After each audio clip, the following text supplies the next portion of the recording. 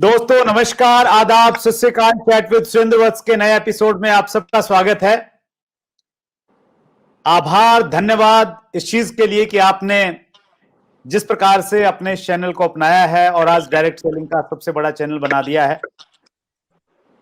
इसकी वजह है आप उन लोगों को बुलाने के लिए हमें आदेश देते हैं जिनके नाम बहुत बड़े हैं, जिनको हिंदुस्तान में लाखों लोग फॉलो करते हैं, जो हजारों लोगों के आइडियल हैं।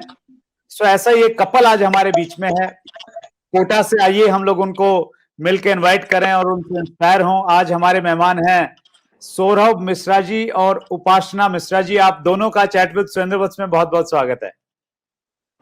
नमस्कार सर, आज बहुत अच्छा लग रहा है सुरेंद्र जी। काफ़ी नाम सुना है चैनल का और आपका, और बहुत सारे इंटरव्यू अटेंड किए हैं हमने। और देखिए आज ईश्वर की कृपा की आज हम भी इस चैनल पे आपके साथ बात करने के लिए यहाँ मौजूद हैं। सो हम तहे दिल से आपका धन्यवाद करते हैं और आपके उन सभी व्यूअर्स का जिन्होंने डिमांड रखी हमको यहाँ बुलाने की आपसे। सो शुक्रिया। और मुझे बहुत अच्छा ये लगा सौरभ सर, आपने थोड़ा सा फॉलोअप तो मेरे से बहुत ज्यादा करवाया, लेकिन आप ये कह रहे थे कि उपासना और आप दोनों आएंगे, तो वो देख के बहुत अच्छा लगा। और आज सबके लिए बहुत अच्छी चीज है और मैं सबको ये बोलूंगा, जितने भी हमारे व्यूअर्स हैं, अगर आपके साथ में ये इशू है कि आपकी वाइफ आपको सपोर्ट नहीं करती या फैमिली का आपको विरोध है, तो ये इंटरव्यू आप उनको जरूर दिखाइएगा। उपासना मैम, आपका भी बहुत बहुत स्वागत है। थैंक यू सर, नमस्कार सबको। और बहुत अच्छा लगा आपने आज हमें यहाँ इनवाइट किया। हमने देर जरूर लगाई, बट जो भी व्यूअर क्वेश्चन करेंगे सबका जवाब देंगे हम। और आपकी इतनी एक्साइटमेंट वाला ये प्रोग्राम हमें बहुत अच्छा लगता है। Thanks sir. Thank you so much. हम लोग आगे बढ़े। हमने आपका कमिंग सून का एक एपिसोड डाला था, तो व्यूअर्स के कुछ कमेंट्स हैं, वो मैं पढ़ के सुनाता हूं। मुकेश यादव जी ने लिखा है, I am very excited to learn from very humble couple. Har Har Mahadev, कोई ये शायद चैनल है, इन्होंने लिखा है, ये उपासना जी के लिखा है स्पेशली, वेलकम सिस्टर। आर के यादव ने लिखा है, मेरे ग्रेट लीडर का वर्षों से वेट था। और ईश्वर सिंह ठाकुर ने लिखा है, डायरेक्ट सेलिंग के महानायक आ रहे हैं। तो ये हार्डली 8-10 घंटे हुए हैं सर ये एपिसोड हमें डाले हुए, और बहुत सारे वो कमेंट्स थे, तो उनमें से कुछ को मैंने निकाला है ताकि इस समय भी हम सेव करें। तो ये जताता है सर कि आपको, मतलब आपकी कंपनी वाले लोग तो बहुत प्यार करते ही करते हैं, इंडस्ट्री के बाकी लोग भी बहुत प्यार करते हैं। थैंक्स सबके प्यार के लिए और हमें इतनी इज्जत देने के लिए, धन्यवाद सबको। चलिए, थैंक यू सो मच। सबसे पहले सौरभ सर, हम आपकी थोड़ा सा, देखिए मैंने आपको बुलाने से पहले हम लोग थोड़ा सा होमवर्क करते हैं, तो मैंने आप दोनों के कुछ वीडियोस देखे यूट्यूब पे। तो क्या मतलब आपकी दोनों की केमिस्ट्री है, दोनों की क्या, आप जब दोनों बोलते हैं स्टेज पे, और स्पेशली आपका जो वो डांस है सौरभ सर, चाहे मुझे कोई जंगली कहे, तो वो तो मतलब अल्टीमेट है। हमारे पास में थोड़ी लिमिटेशन है, तो वो म्यूजिक अगर होता और वो ऐसा खुला स्टेज होता, तो पर्सनली मैं उसको बहुत एंजॉय करता। तो बहुत शानदार पर्सनैलिटी है आप दोनों की, मैंने बहुत एंजॉय किया वो वीडियो देखते हुए। तो आपकी लाइफ जर्नी के बारे में थोड़ा जानना चाहेंगे सर, जन्म कहाँ से हुआ और डायरेक्ट सेलिंग में कैसे आगमन हुआ? बहुत अच्छा क्वेश्चन है सर। मेरा जन्म कोटा का है, हालांकि मेरे पिताजी ईस्टर्न यूपी को बिलोंग करते हैं, प्रॉपर जगह गोरखपुर बस्ती जिसे कहा जाता है वहाँ से। और मेरी मदर मेरठ को बिलोंग करती हैं। और उसके बाद मेरी पूरी स्कूलिंग कोटा से हुई, और कोटा से स्कूलिंग के बाद, जैसा कि आपको पता है, कोटा एक इंजीनियरिंग मेडिकल का गढ़ माना जाता है, तो यहाँ ज़्यादातर बच्चों का करियर उसी दिशा में बन जाता है, चाहें या ना चाहें। तो मैंने इंजीनियरिंग किया नागपुर से, और इंजीनियरिंग के बाद मैंने इंजीनियरिंग का भी नहीं किया। मैंने सारा काम मैनेजमेंट का किया। मैं बिजनेस कंसल्टेंट हूँ, कॉर्पोरेट ट्रेनर हूँ, स्पीकर हूँ मोटिवेशनल।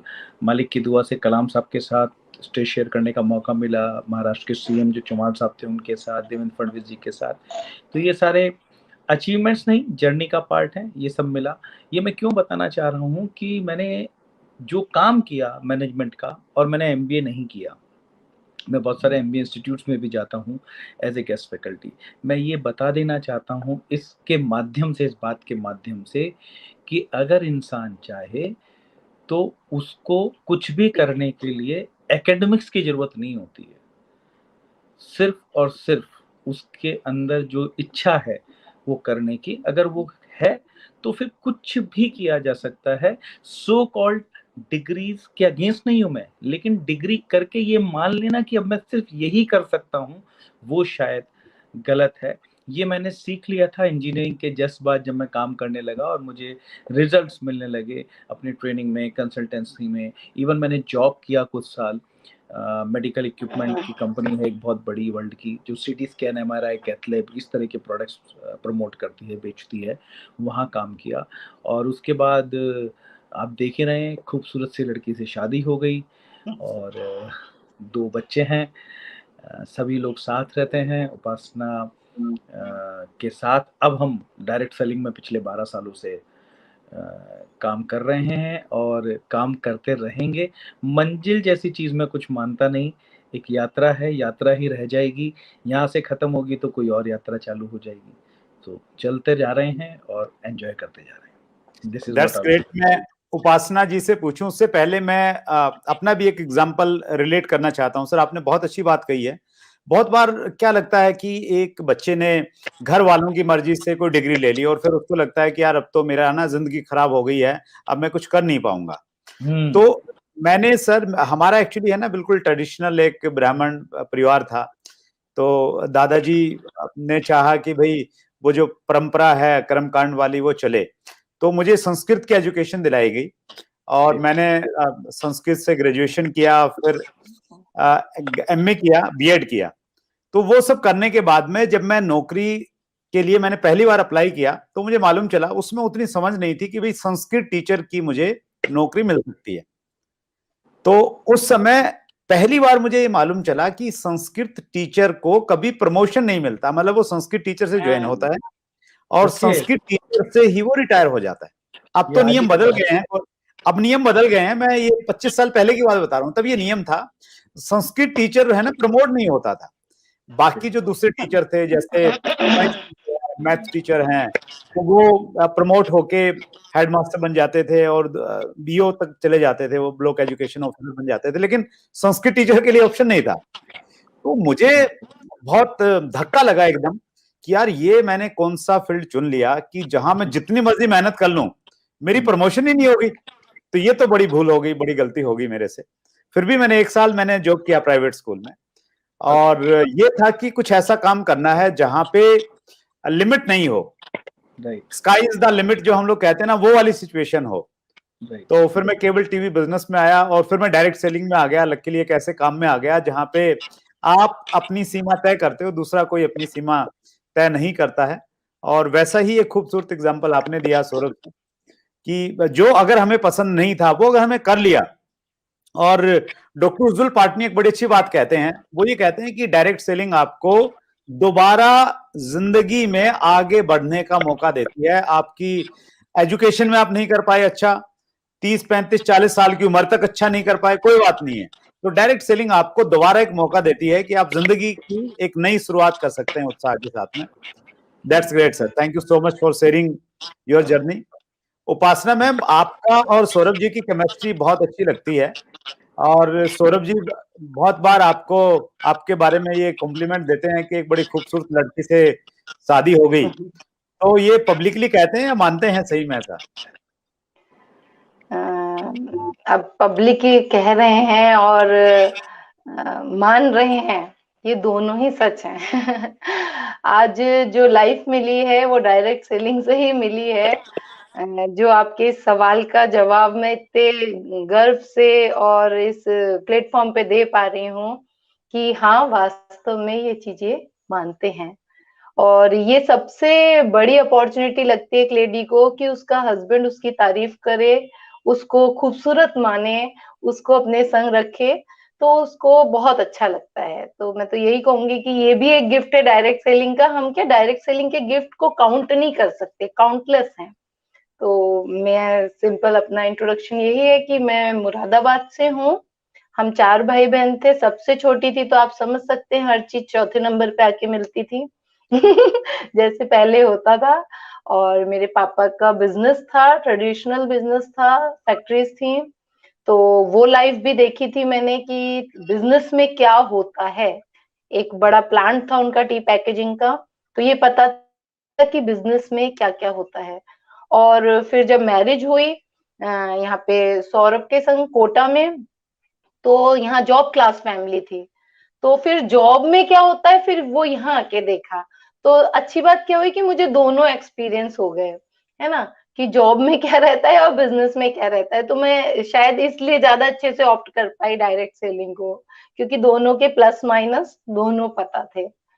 और एजुकेशन में खूब अच्छी थी, लेकिन लड़कियों के संग ये होता ही है, जिस घर जाती हैं उसके अकॉर्डिंग उनको दोबारा से तैयार होना होता है। उनको दोबारा से उनके पत्ते, तने, पादप मतलब दोबारा फल, फूल सब कुछ दोबारा आता है। तो उस हिसाब से ही हमें शिक्षा भी दी जाती है कि आप किस तरह से अपने को ग्रो करके आगे बढ़ोगे। तो बिल्कुल उसी ढंग से शादी हुई और शादी भी हमारी बड़ी ही दिव्य ढंग से हुई, इसीलिए शायद हमारा इतना दिव्य रिश्ता है, क्योंकि हमारी शादी हमारे गुरुदेव ने करी थी। हमने शादी से पहले एक-दूसरे को देखा भी नहीं था।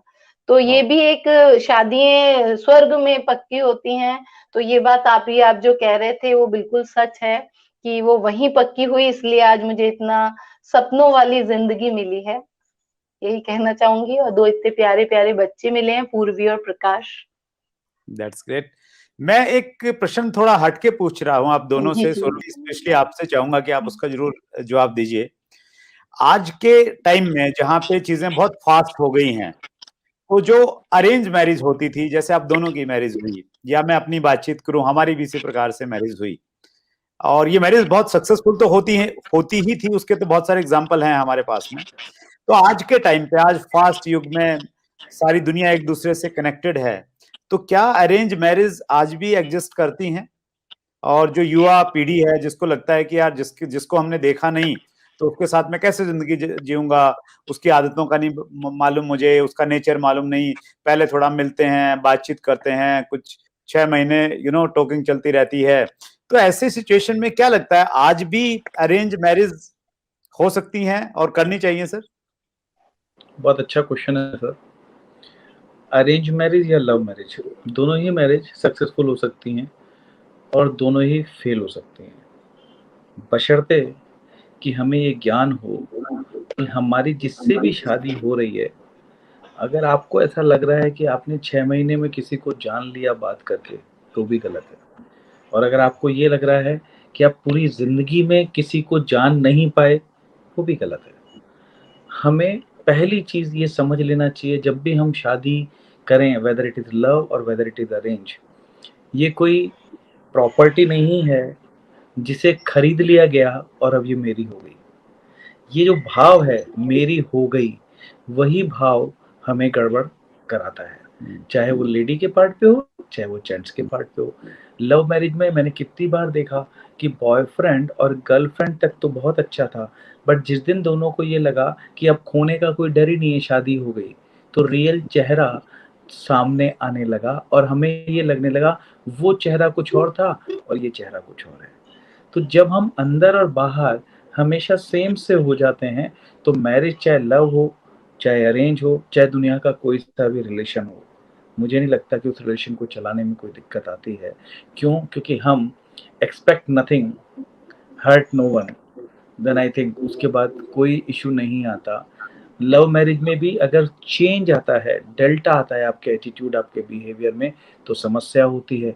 अरेंज मैरिज में भी अगर डेल्टा मीन्स चेंज आता है आपके एटीट्यूड और बिहेवियर में, तो समस्या होती है। जितना high change, high delta value जाएगी, उतनी रिलेशनशिप में इशू आएगा। आज सुरेंद्र जी की वाइफ को अगर सुरेंद्र जी वैसे नहीं लगते जैसे पहले थे, चेंज हो गए हैं, तो उनको दिक्कत आ सकती है। हाँ, पॉजिटिव चेंज है तो कोई दिक्कत नहीं, बट नेगेटिव चेंज है तो दिक्कत है, चाहे सुरेंद्र जी ने लव मैरिज की हो, चाहे अरेंज मैरिज की हो। और मैं तो ये सोचती हूँ कि अरेंज मैरिज इसलिए ज्यादा अच्छी है क्योंकि उसमें कोई थर्ड पर्सन बीच में होता है, क्योंकि मैरिज तो मैरिज है, प्रॉब्लम तो आएंगी ही। तो अच्छा रहता है ना, कोई एक और बंदा है तो हम ये कह सकते हैं देखो। तो बहुत प्यारी चीज है अरेंज मैरिज। मैं तो यही कहूंगी कि अरेंज मैरिज में ज्यादा फायदा है। अभी बिजनेस में आ गई हूँ तो फायदे की बात कर रही हूँ। That's great. नहीं, मैं तो बिल्कुल सही है। मेरे एक साथी हैं, वो ये कहते हैं भाई अरेंज मैरिज का एक फायदा तो सीधा सीधा दिखता है। तो लव मैरिज में तो आप है ना, वो सिंपल सी शादी हो जाती है। अरेंज मैरिज में तो क्योंकि रीति रिवाज से होती है, तो खूब सारी पार्टियां चलती हैं, रिश्तेदार आते हैं, सब खुशी हो रहे हैं, गिफ्ट मिल रहे हैं। तो ये तो एक फायदा सीधा सीधा दिखता है। बाद में क्या होगा चलो तो बाद की बात है। तो ये तो बिल्कुल सरेआम फायदा दिखता है अरेंज मैरिज का आज भी। बिल्कुल सही। चलिए, है दैट्स सर। Great sir. हम लोग डायरेक्ट सेलिंग पे आते हैं। तो सर, सौरभ सर, आप देखिए बिजनेस कोच रहे हैं और आपने बड़ी बड़ी कंपनीज को कोचिंग दी है, उनको कंसल्टेंसी दी है। और चूंकि आप इस नाते बिजनेसेस के बारे में बहुत अच्छी आपको समझ है, तो डायरेक्ट सेलिंग जो ये एक अलग तरह का मॉडल है, हिंदुस्तान में आप डायरेक्ट सेलिंग का क्या भविष्य देखते हैं सर? बहुत अच्छा क्वेश्चन है सर।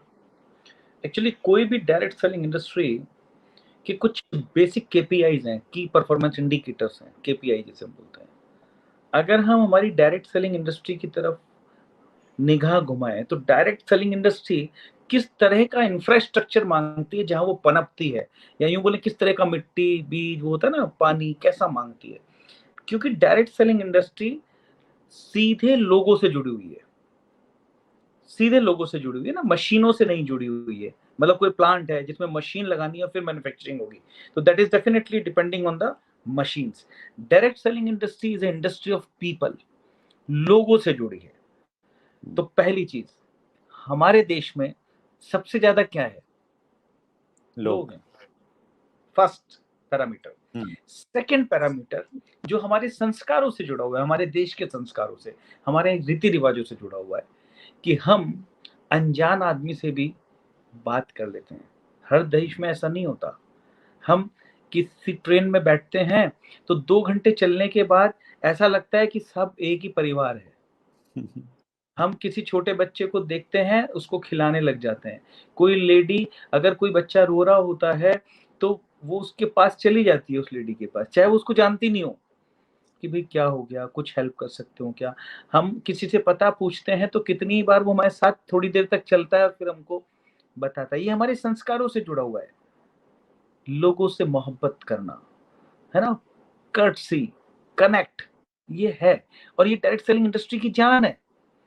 ये हमें डायरेक्ट सेलिंग इंडस्ट्री में ये चीज चाहिए, that is very important aspect. तो ये सेकंड चीज हो गई सर। तीसरी चीज, direct selling industry word of mouth से चलती है।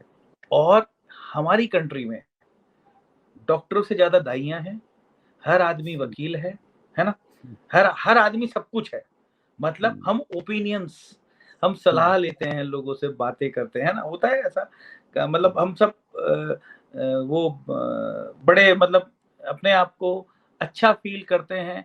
किसी चीज को अगर अच्छी है तो अच्छा बताने में, और खराब है तो खराब बताने में भी कोई कमी नहीं छोड़ते। हम फटाफट बात करते हैं, मतलब हम अपने तक नहीं छोड़ते चीजों को। कॉमन नेचर है हम सब लोगों की, कॉमन अपन सबकी, हिंदुस्तान में हम रहे हैं तो कॉमन नेचर है। तो वो भी डायरेक्ट सेलिंग इंडस्ट्री को प्रमोट करती है। एक और चीज, डायरेक्ट सेलिंग एक अपॉर्चुनिटी है, पैसे कमाने की अपॉर्चुनिटी है। जिस देश में अपॉर्चुनिटीज कम हो जाएं, आज जो अनएम्प्लॉयमेंट रेट है वो बहुत तेजी से ग्रो कर रहा है हमारे देश में, और हमारे देश में अपॉर्चुनिटी उतनी तेजी से नहीं बढ़ रही है जितनी तेजी से हमारा यूथ आगे आ रहा है, पढ़ लिख के जिस तरह से हम बढ़ते जा रहे हैं। और ये मेरे स्टेटमेंट नहीं है, ये प्लानिंग कमीशन का स्टेटमेंट है कि the way people are coming in, जिस तरह से लोग आते जा रहे हैं, बढ़ते जा रहे हैं, हमारे पास मुश्किल है उन सबको एब्जॉर्ब कर लेना, आइदर इन मैन्युफैक्चरिंग, और मतलब इतने हमारे पास एवेन्यूज नहीं है जहां हम उन सबको एब्जॉर्ब कर पाए।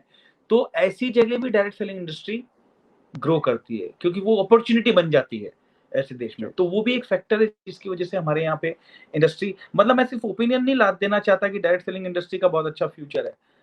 ये आपको डिसाइड करना है कि फ्यूचर है या नहीं है। मैं आपको सिर्फ पैरामीटर्स बता रहा हूँ। ये भी एक पैरामीटर जो कनेक्ट होता है डायरेक्ट सेलिंग के साथ। Digital world, direct selling industry में पेनिट्रेशन की नीड है, ज्यादा से ज्यादा लोगों को कनेक्ट करने की जरूरत है। और जिस तरह से डिजिटल प्लेटफॉर्म्स डेवलप हो रहे हैं उस तरह से हम ज्यादा से ज्यादा लोगों को कनेक्ट कर सकते हैं। तो वो अगेन एक टूल है।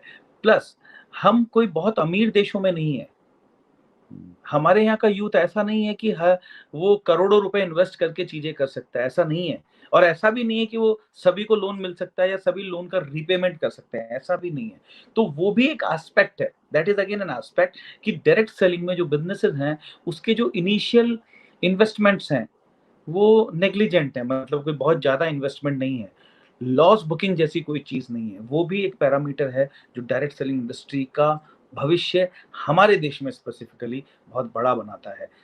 अगेन, अगर direct selling product based company है और उसके प्रोडक्ट्स में बहुत दम है और वो एफएमसीजी में है, means fast moving consumable goods, साबुन, तेल, ब्रश, शैम्पू, या ऐसा समझें जो चीज खत्म होती है, तो वो ऐसी जगह पे डेफिनेटली ग्रो करती है जहां मार्केट का पोटेंशियल बहुत होता है। अकेले कपड़े धोने का मार्केट 50,000 करोड़ का है हमारे यहाँ।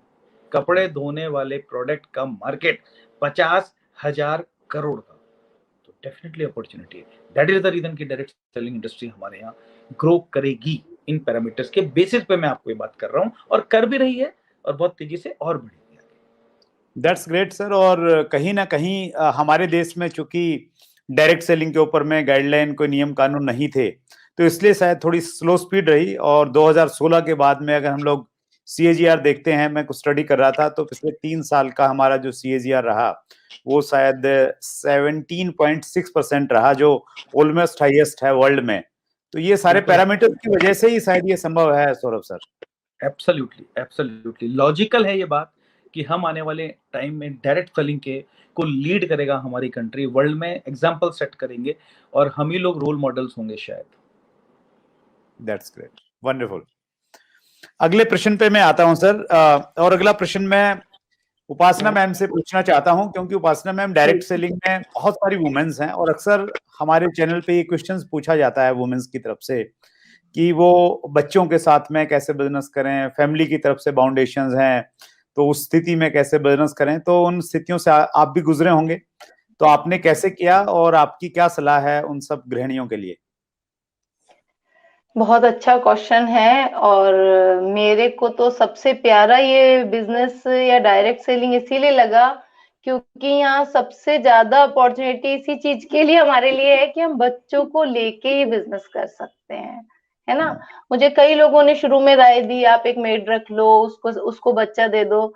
मैंने कहा नहीं, बच्चा मेरा है, मैं इसको अपने साथ रख के अगर कुछ कर सकती हूँ तो मैं वो अपॉर्चुनिटी को पहले ऑप्ट करूंगी, अगर भाई मेरी कोई मजबूरी नहीं है तो मैं तो सब लेडीज को यही कहूंगी कि डायरेक्ट सेलिंग में सबसे अच्छी बात ये है कि यहाँ पे कोई बाउंडेशन नहीं है।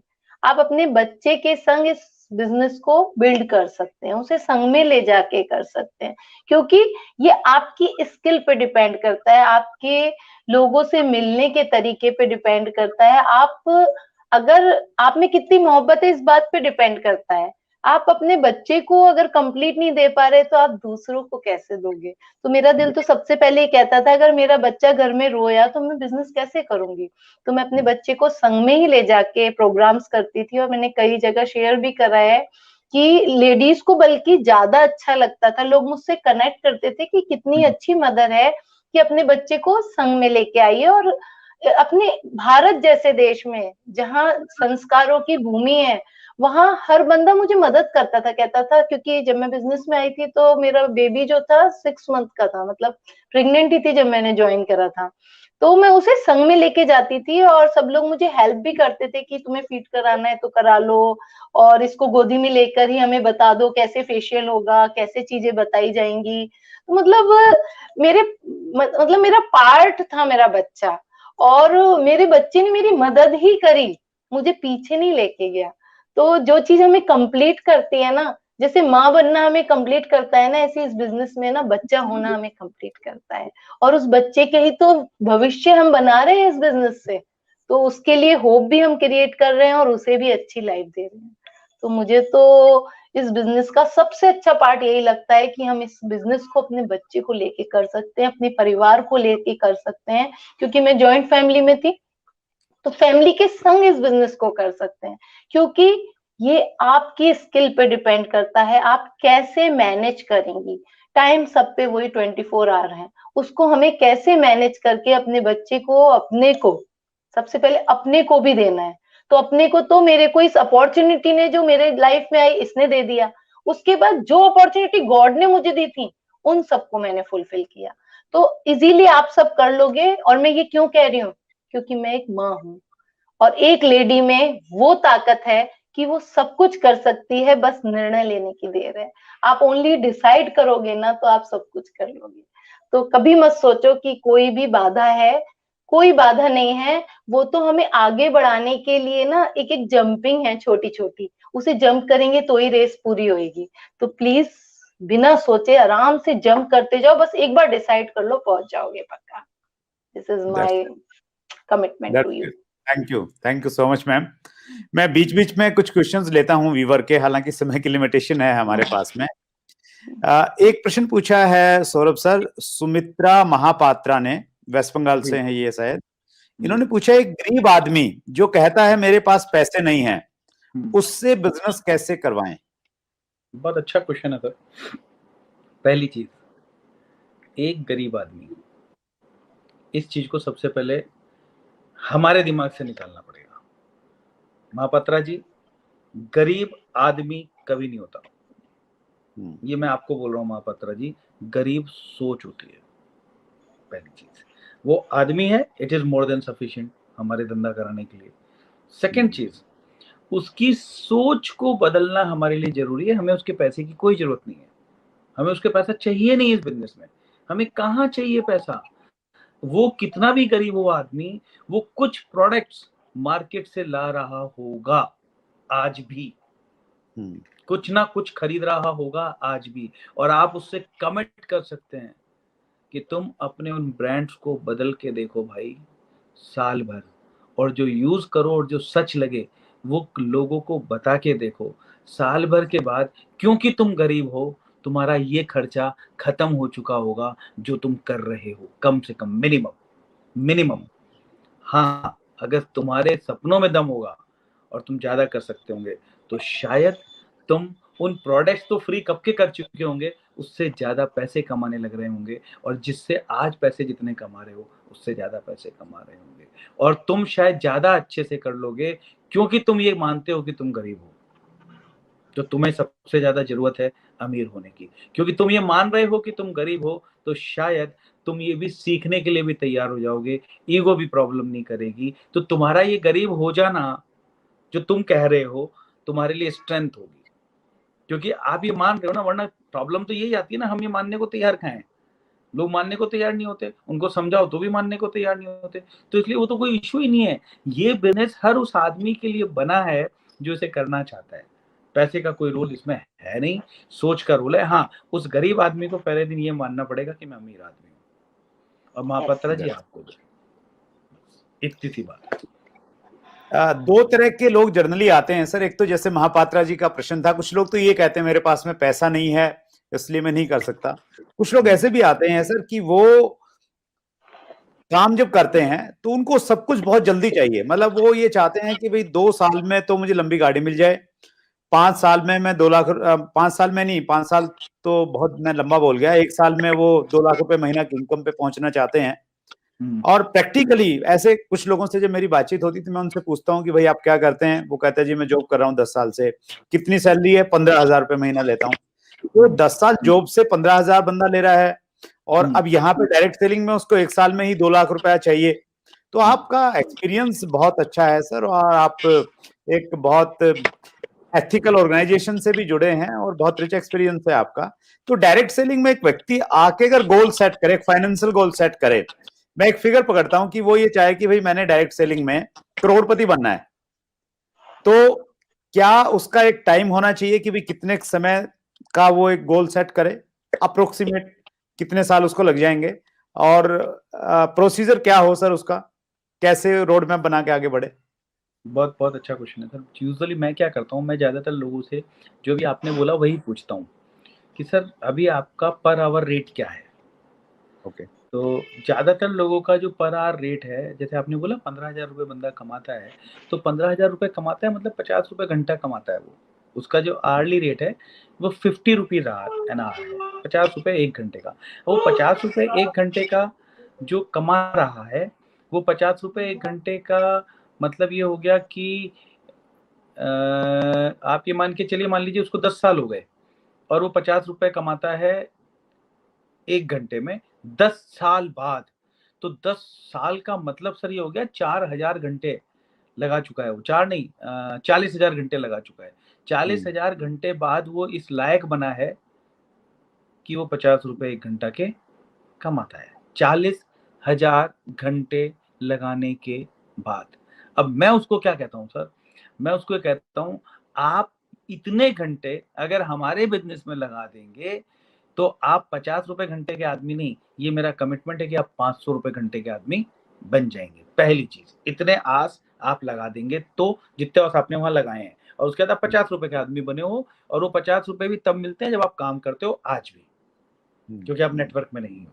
That is the first thing, मैं उसको बताता हूँ।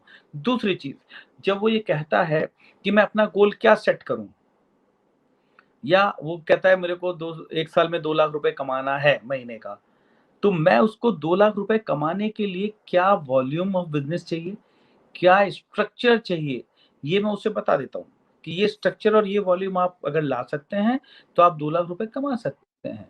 अब अगर आप ये नहीं ला पाएंगे तो नहीं कमा पाएंगे। फिर वो पूछता है मैं लाऊंगा कैसे, तब मैं उसको बताता हूँ इस स्ट्रक्चर और इस वॉल्यूम को लाने के लिए इतने गट्स, ये एटीट्यूड, ये वर्क एथिक्स, ये डिसिप्लिन और ये नॉलेज चाहिए, तो आएंगे। क्योंकि बिल्कुल वैसे ही है सर कि कोई बच्चा मुझसे पूछता है मैं आईआईटी करना चाहता हूँ, तो मैं उसको बताता हूँ बिल्कुल कर सकते हो। फिजिक्स चाहिए, केमिस्ट्री चाहिए, मैथ्स चाहिए, 11th और 12th 2 साल चाहिए, इतनी किताबें, इतना सिलेबस, इतना टॉपिक और ये इस तरह के पेपर कर लोगे तो आईआईटी हो जाएगी और इतने पैसे आ जाएंगे। ये मैं बता देता हूँ उसको। अब होता क्या है, आज जो प्रॉब्लम आती है वो आती है वर्क एथिक्स में। जो आपका क्वेश्चन है वो है वर्क एथिक्स से related.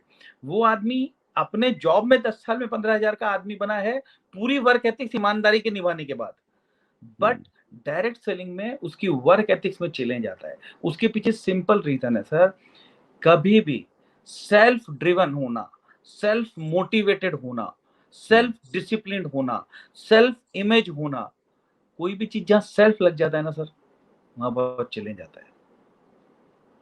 You can discipline others but self discipline issue है। लोग आपसे काम करा सकते हैं, खुद काम करो आप मोटिवेटेड होके, वो चैलेंज है। तो यहाँ पे उसका वो चैलेंज को हम आइडेंटिफाई करते हैं और उसको ये बात समझाने की कोशिश करते हैं। जो समझ जाते हैं वो आगे चले जाते हैं, जो नहीं समझ पाते उनको हम भी ज्यादा टाइम नहीं डालते, क्योंकि रॉबर्ट कियोसाकी जैसे बंदे ने बोला है 5% लोग बहुत सारा पैसा कमाते हैं। तो प्रॉब्लम क्या है वो आप समझ सकते हो। Business model is one thing and attitude is second thing. तो वी कैन नॉट, मैं आज सुरेंद्र वत्स को चाहूं अरबपति बना दूं, मैं नहीं बना सकता, चाहे मैं कितना ही बड़ा कोच हो जाऊं, जब तक सुरेंद्र वत्स साहब खुद नहीं चाहेंगे। तो दैट इज व्हाट रिक्वायर्ड। यही हम करते हैं लोगों के साथ, और बट ट्रांसपेरेंट और बोल्ड डिस्कशन करते हैं। We are not desperate for them, very transparent. That's great sir. मैं थोड़ा गंभीर टॉपिक में हम लोग चलेंगे, थोड़ा लाइट टॉपिक में बातचीत करता हूं, और वो बहुत इंपॉर्टेंट भी है लाइट टॉपिक। उपासना मैम, आपसे मेरा प्रश्न है कि सौरभ जी जिस प्रकार अब मस्ती करते हैं, स्टेज पे बातचीत करते हैं, तो ये शुरू से ही ऐसे थे या डायरेक्ट सेलिंग के इफेक्ट्स हैं ये तो डायरेक्ट सेलिंग के साइड इफेक्ट्स हैं जो बहुत अच्छे हैं। कई बार कहते हैं ना साइड इफेक्ट तो नहीं है इसके, पर हैं इसके साइड इफेक्ट, और साइड इफेक्ट इतने अच्छे हैं कि जो रियल इफेक्ट है वो कम हो जाए तो कोई बुरे नहीं लगते। तो थे तो ये ऐसे ही, पर कहते हैं ना कि इस दुनिया के सारे झमेले में फंस के रह गए थे, तो इनको शायद खुद भी भूल गए थे कि मैं ऐसा हूँ, मेरे को ये पसंद है, मेरे को ऐसे जीना चाहिए, मुझे ऐसे मस्ती करनी है, मैं इतना मस्त हूँ। ये शायद लोगों को बताते थे पर अपनी जिंदगी में शायद कहीं गायब था, क्योंकि घर में नहीं रह पाते थे उतना, फैमिली के संग एंजॉय नहीं कर पाते थे। अंदर से अच्छा होना और ऊपर से उसे जीना भी, दोनों में अंतर है। अंदर से ये शुरू से बहुत अच्छे हैं, हीरा हीरा ही रहेगा, लेकिन उसकी चमक हमें भी मिल गई तो हमें बहुत अच्छा लगा और इनको भी मजा आया। That's great. मेरा यही प्रश्न आपसे भी है सौरभ सर। मैंने सुना था एक आपके वीडियो में कि आपको तो अच्छा ये लगता है डायरेक्ट सेलिंग में आने के बाद में आपको बीबी से गर्लफ्रेंड मिल गई, तो कितना बड़ा बदलाव आया? और ये प्रश्न अगर मैं सीरियस मोड में लेके जाऊं तो क्या डायरेक्ट सेलिंग में आने से जो हमारे रिलेशन हैं, स्पेशली हस्बैंड वाइफ के जो रिलेशंस हैं, उनमें मजबूती, खुलापन आता है सर? बहुत अच्छा क्वेश्चन है वत्स साहब। इस क्वेश्चन को आंसर करूंगा अगर मैं और ये बोल देता हूँ कि हाँ आता है, तो लोगों को समझ नहीं आएगी बात। आता है, लेकिन वो क्यों आता है ना, मैं उसका लॉजिक दे दूंगा तो इंटेलेक्चुअल लोग, आपके जैसे जो हाईली क्वालिफाइड लोग होते हैं, वो इस चीज को फटाफट समझ जाएंगे। हमारी दोस्ती उन बच्चों के साथ ज्यादा होती है जो हमारे सेक्शन में, हमारे स्कूल में और हमारे क्लास में होते हैं। ये तो मानते हैं आप? अगर वो 11वीं में सब्जेक्ट भी वही ले लें जो हमने लिया होता है, तो रिलेशनशिप और स्ट्रांग हो जाती है। 12वीं में भी वही ले लें तो और स्ट्रांग हो जाती है। उसी कॉलेज में भी चले जाएं तो और स्ट्रांग हो जाती है रिलेशनशिप। और जो दूसरा सब्जेक्ट ले लेता है, या जिसका सेक्शन बदल जाता है, या जिसका स्कूल चेंज हो जाता है, या जिसका कॉलेज चेंज हो जाता है, या कहीं और चला जाता है, उसके साथ दोस्ती थोड़ी टूट जाती है। क्यों? बड़ा इंपॉर्टेंट क्वेश्चन है, क्यों? इस क्यों का आंसर मिल जाएगा ना तो आपको समझ में आएगा। जब जब गोल कॉमन होंगे तब तब रिलेशन स्ट्रांग होगा। जब जब गोल कॉमन होंगे, हस्बैंड और वाइफ के हो जाने का मतलब गोल कॉमन होना नहीं होता। ये बहुत बड़ी गलत फहमी है लोगों की। वाइफ का गोल है खाना बनाना, बच्चों को स्कूल भेजना, आपका टिफिन लगाना। आपका गोल है बॉस को झेलना या टर्नओवर बढ़ाना और घर में आ जाना। आपके पास कुछ कॉमन नहीं होता। बच्चों की शादी हो जाने के बाद तो कुछ भी कॉमन नहीं होता हस्बैंड और वाइफ में। सिर्फ एक ही सवाल पूछा जाता है, खाना बन गया, खाना खा लो, क्या बना है, दैट्स ऑल। तो डायरेक्ट सेलिंग में हस्बैंड और वाइफ कॉमन बिजनेस कर रहे होते हैं तो गोल्स कॉमन होते हैं, मुद्दे डिस्कस होते हैं, आप एक साथ होते हैं, आपकी मंजिल एक होती है और आप रियल मायने में हम सफर होते हैं। आप सोचिए तो सही, आप बॉम्बे जा रहे हैं और आपकी वाइफ दिल्ली जा रही है, कैसे मजे करोगे? और वो दिल्ली छोड़ने को तैयार नहीं और आप बॉम्बे छोड़ने को तैयार नहीं हो, कैसे काम चलेगा? तो इसलिए आपने सीडी में सुना होगा ना कि खल्लासी।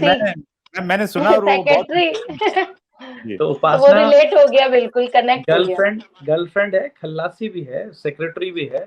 कितनी ही बार मैं और उपासना जब हम जा रहे होते हैं यहाँ से, कई बार हम ड्राइव करके हिमालय चले जाते हैं, और ड्राइविंग क्योंकि मुझे पसंद है और उपासना नॉन ड्राइविंग सीट पर बैठी होती है, और कई बार वो समझ जाती है कि जो पीछे ट्रक वाला है ना वो नाटक कर रहा है और सौरभ परेशान हो रहा है, और उपासना अपनी विंडो उतारती है और सर बाहर निकालती है और उसको देखती है, तो वो घबरा जाता है, ही इज नॉट एक्सपेक्टिंग, तो वो पीछे रह जाता है, हम आराम से आगे निकल जाते हैं। तो that is what A chemistry. ये कॉमननेस डेवलप होती है समय के साथ।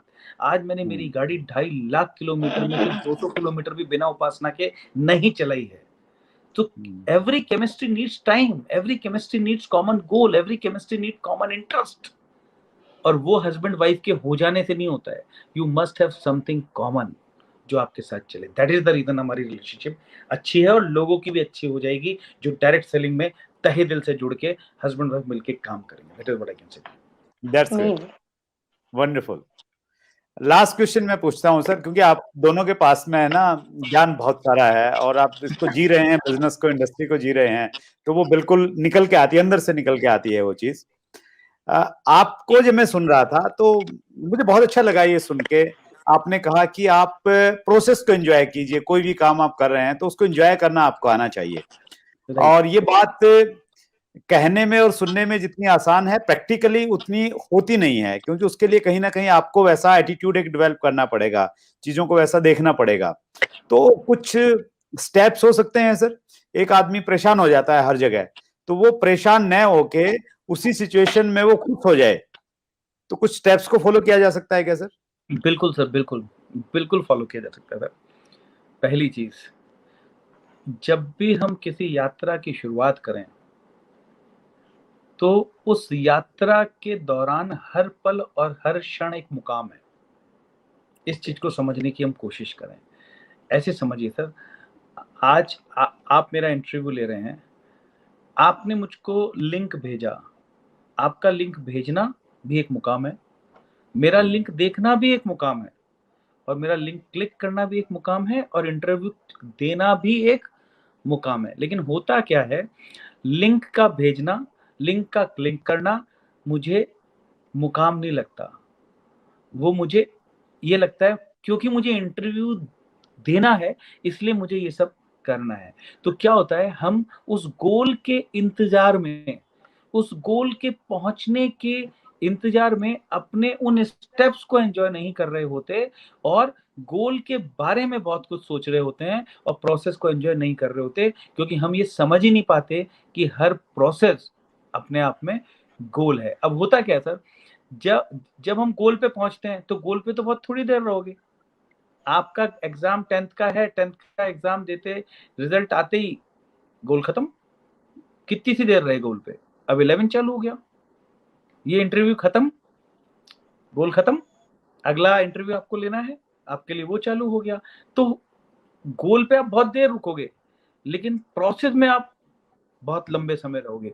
तो मजा गोल में नहीं है, मजा प्रोसेस में है। प्रोसेस में कैसे है सर, मैं और उपासना कहीं पे किसी को प्लान दिखाने जा रहे हैं या प्रोडक्ट दिखाने जा रहे हैं, बारिश हो रही है, मैं कल की बात बता रहा हूँ, कोटा में कल बारिश हो रही थी जम के।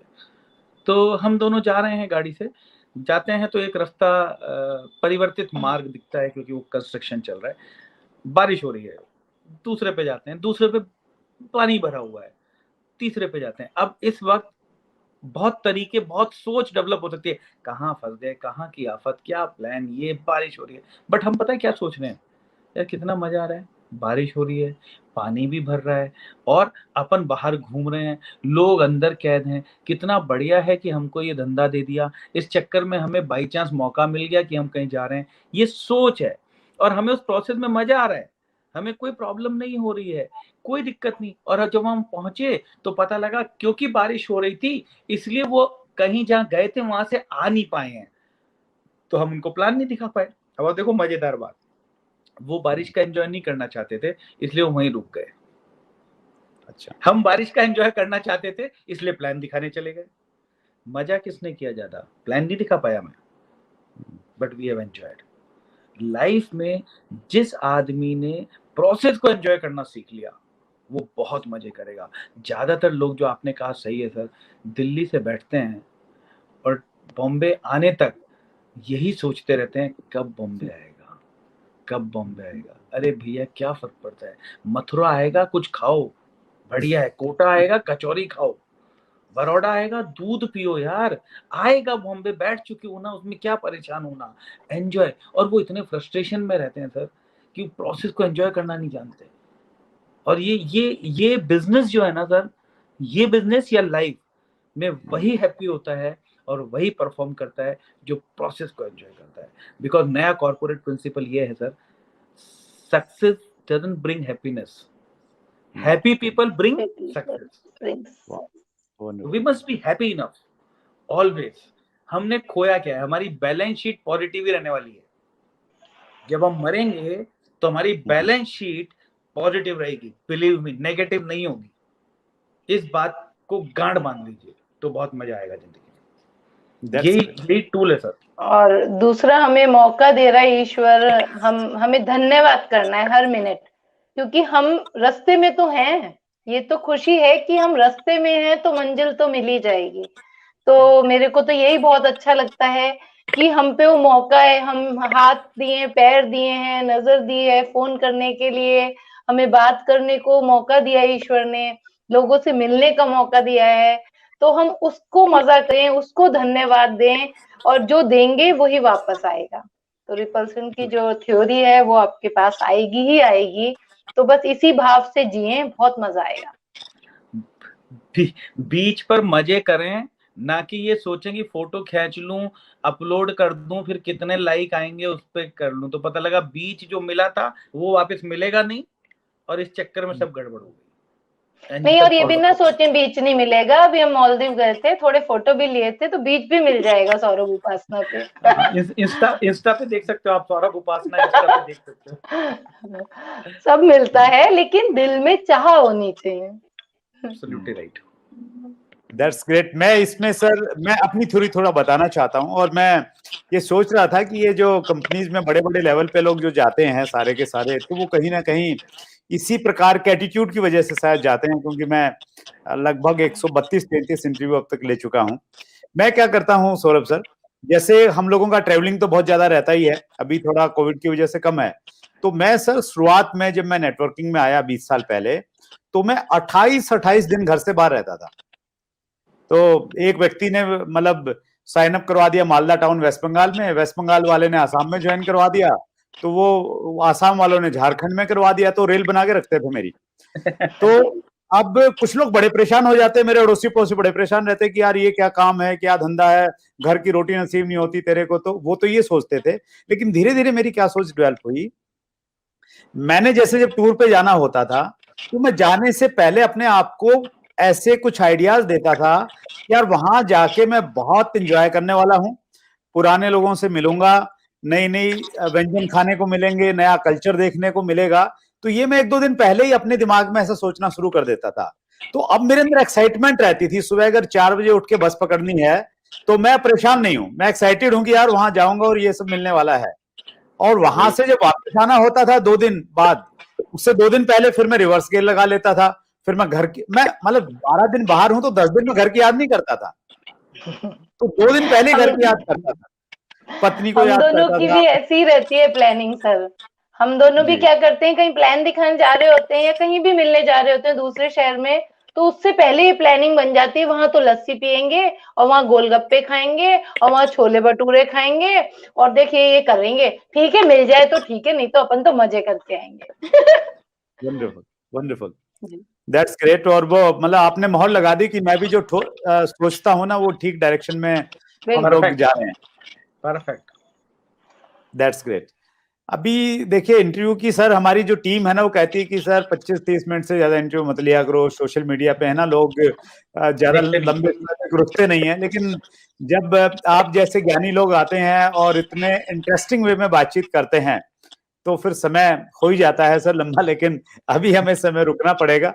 बहुत सारा हम लोगों ने डिस्कशन किया। आप आज मुझे मालूम है कि फेस्टिवल डे है और कई सारी व्यस्तताएं आपके घर में रही, उसके बावजूद भी आपने समय निकाला सर, उसके लिए बहुत आभार। और एक प्रॉमिस मैं दोनों आपसे लेना चाहता हूं कि हम लोग स्टूडियो में शूट करते हैं तो एक अलग तरह का एनवायरनमेंट वहां पे रहता है। तो हालांकि आपकी व्यस्तताएं हैं, लेकिन जब भी दिल्ली में आना होगा तो हम लोग इंटरव्यू शूट करेंगे स्टूडियो में, और लंबा सा एक इंटरव्यू शूट करेंगे। आज तो हमने एक ट्रेलर दिखाया है सिर्फ लोगों को कि उपासना जी और सौरभ सर के पास में है ना कितना बड़ा नॉलेज और कितनी बड़ी विजडम उनके पास में है। दोनों का दिल की गहराई से बहुत बहुत धन्यवाद। धन्यवाद वत्स साहब। मैं आखिरी लाइन बोलता हूँ, आपके प्यार के लिए धन्यवाद। मैं लास्ट लाइन बोल रहा हूँ सर सभी के लिए, सारे व्यूअर्स के लिए, वत्स साहब के लिए स्पेशली। लोग कहते हैं जिंदा रहे तो फिर मिलेंगे, मगर हम कहते हैं मिलते रहे तो जिंदा तो रहेंगे। जिंदा रहेंगे। ऑलवेज। वाह वंडरफुल। ये देखिए मैं इसमें एक चीज और कहना चाहता हूं सर कि लोग ये चाहते हैं कि वो कंपनी के बड़े लेवल पे, मान लेते हैं डायमंड एक बड़ा लेवल है, तो वो डायमंड पे जाएंगे तब वो एटीट्यूड चेंज करेंगे, तब वो बड़ी सोच बनाएंगे। लेकिन सौरभ सर की बात ये कह रही है कि अच्छा एटीट्यूड बनाओगे ना, डायमंड वाला एटीट्यूड आज बनाओगे स्टार्टिंग में तो डायमंड चले ही जाओगे, तो वो बनाने की जरूरत है कहीं ना कहीं। Right. Thank you so much once again, बहुत बहुत धन्यवाद। सो ये थे उपासना मिश्रा जी और सौरभ मिश्रा जी, जो डायरेक्ट सेलिंग में बहुत बड़ा नाम है, लाखों लोग जिनको फॉलो करते हैं और बहुत सारा ज्ञान हम लोगों को दिया। आज उनकी टीम में बहुत बड़े बड़े लीडर्स हैं। अगले मंगलवार को रात्रि 8 बजे फिर हम एक बड़ी शख्सियत से रूबरू होंगे। इसी प्रकार से अपना प्यार बनाए रखिए। अब तक अगर आपने चैनल को अगर सब्सक्राइब नहीं किया है तो मालूम कैसा चलेगा कि अगला इंटरव्यू कब आ गया और कब शुरू हो गया और कमिंग सून के इंटरव्यू कैसे आप देख पाएंगे। तो चैनल को सब्सक्राइब कीजिए, बेल आइकन दबा दीजिए ताकि नोटिफिकेशन आपके पास में आ जाए। बहुत बहुत धन्यवाद। अगर आपने अभी तक chat with Surendra Vats channel को सब्सक्राइब नहीं किया है तो अभी सब्सक्राइब करें और बेल आइकन दबाना ना भूलें, जिससे आपको आने वाली सभी वीडियोस की अपडेट सबसे पहले मिले और हमारी किसी वीडियो को मिस ना करें। वीडियो को ज्यादा से ज्यादा शेयर और लाइक करके अपना प्यार जरूर दें।